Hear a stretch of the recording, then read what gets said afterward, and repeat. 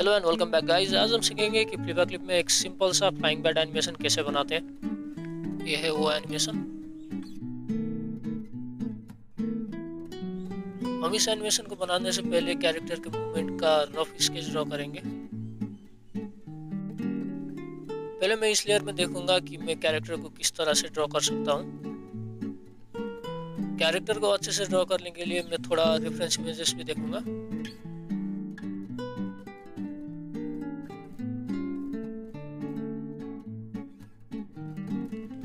हमने अपने rough layer में अब तक बस ये 2 फ्रेम ड्रॉ किया है।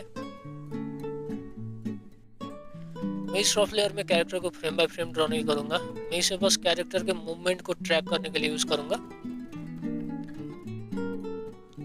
तो इसलिए इस रफ लेयर में मैं इसी एक फ्रेम को कॉपी पेस्ट करके दूसरे फ्रेम में भी ऐड करता जाऊंगा।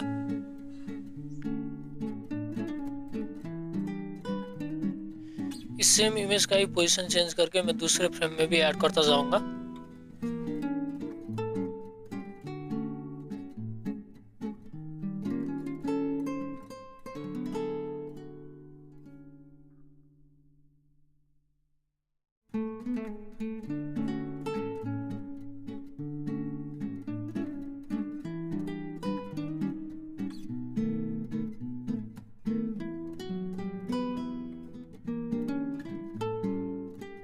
तो हमारे इस एनिमेशन के लिए हमने रफ आइडिया बना के कंप्लीट कर लिया है और अब हम इसके लिए स्केच बनाएंगे।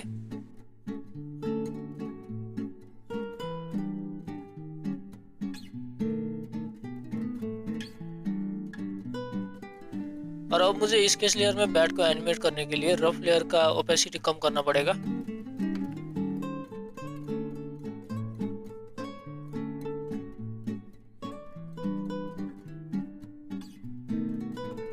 पहले हमें स्केच लेयर में ट्री को ड्रॉ करना पड़ेगा।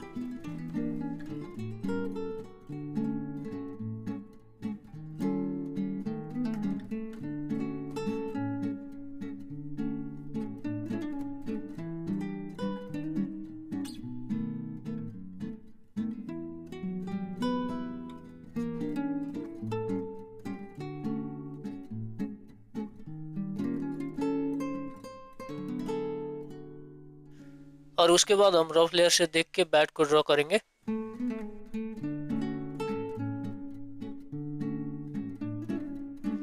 रफ लेयर में हमने मूवमेंट ड्रॉ करने के लिए बैट के एक ही लेयर को पेस्ट कर दिया था। तो अब हम स्केच लेयर में बैट को फ्रेम बाय फ्रेम एनिमेट करेंगे। स्केच लेयर में हम बैट उड़ते समय उसके विंग्स को ओपन और क्लोज होते हुए ड्रॉ करेंगे।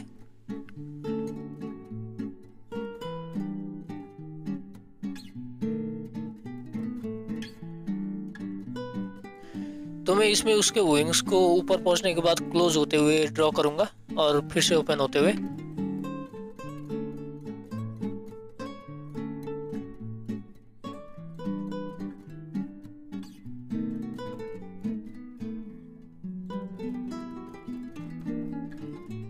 इस एनिमेशन के लिए हमारा स्केच भी हो गया कंप्लीट और अब हम लाइन वर्क ड्रॉ करेंगे।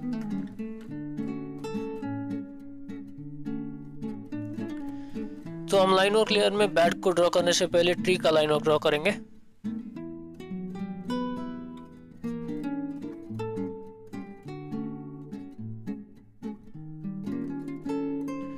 मैं एक फ्रेम में ट्री का लाइन वर्क ड्रॉ करने के बाद इसी एक फ्रेम को और एक फ्रेम में पेस्ट कर दूंगा।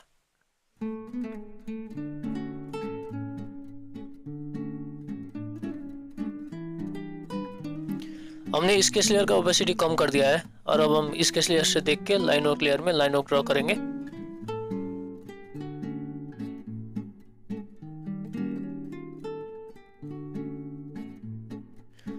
अब लाइन वर्क लेयर में हमें बैट को अच्छे से ड्रॉ करना पड़ेगा।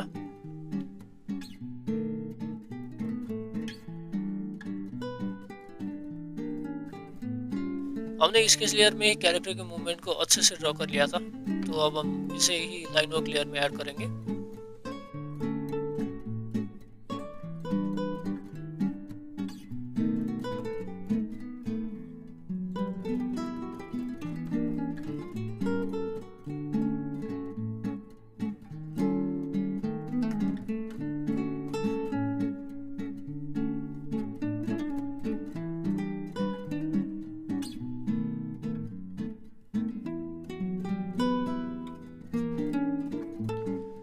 तो फ्रेम बाय फ्रेम जाके हर एक फ्रेम में लाइन वर्क ऐड करने के बाद हमारा एनिमेशन कुछ ऐसा लग रहा है।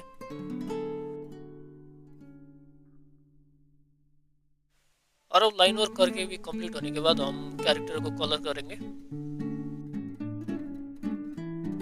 मैंने बैट को कलर करने के लिए कलर स्वाजेस में ये सब कलर सेट कर लिया है और अब मैं इसी कलर्स को पिक एंड ड्रॉप करूंगा।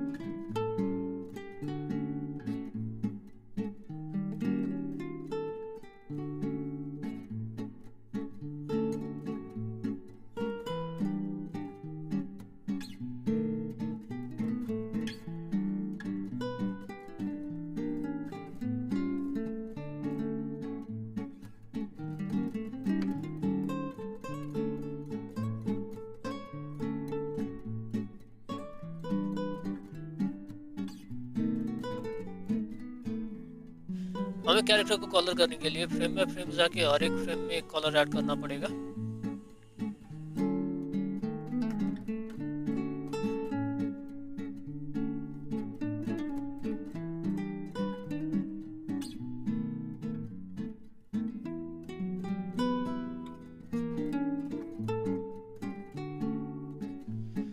हमने बैट को भी कलर करके कर लिया है कंप्लीट और अब हम ट्री में कलर ऐड करेंगे।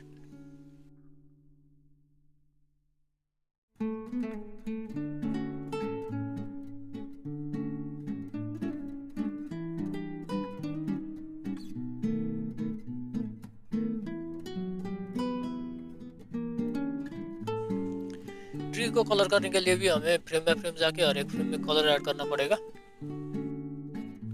हमारा एनिमेशन हो गया है रेडी और अब इस एनिमेशन के लिए हम एक सिंपल सा बैकग्राउंड भी ड्रॉ करेंगे। तो बैकग्राउंड के लिए मैंने कलर के साथ एक स्केच ड्रॉ किया है, तो इसी स्केच से देख के मैं बैकग्राउंड को ड्रॉ करूंगा। बैकग्राउंड को ड्रॉ करने के लिए हम सबसे नीचे एक लेयर ऐड करेंगे।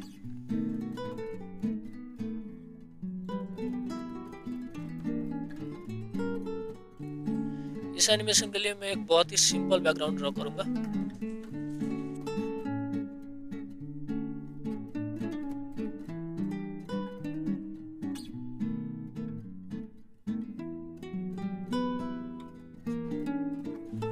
बैकग्राउंड के लिए मैंने कलर भी सिलेक्ट करके रखा है, तो लाइन वर्क कंप्लीट होने के बाद मैं इसी कलर को पिक एंड ड्रॉप करूंगा।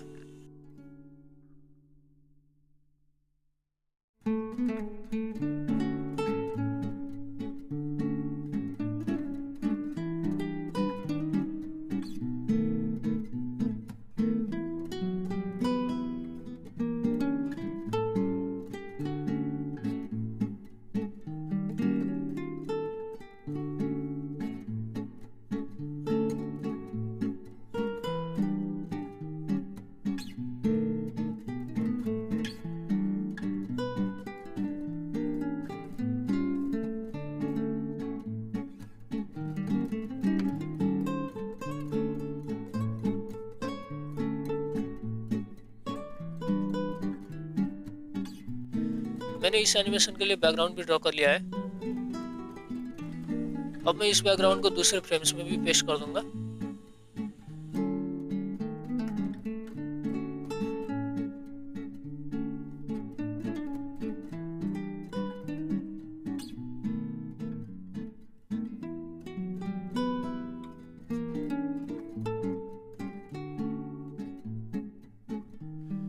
तो ये सब करने के बाद हमारा एनिमेशन हो गया है रेडी और ये फाइनल रिजल्ट। वीडियो पसंद आया हो तो लाइक करना और ऐसे ही एनिमेशन कंटेंट देखना हो तो सब्सक्राइब।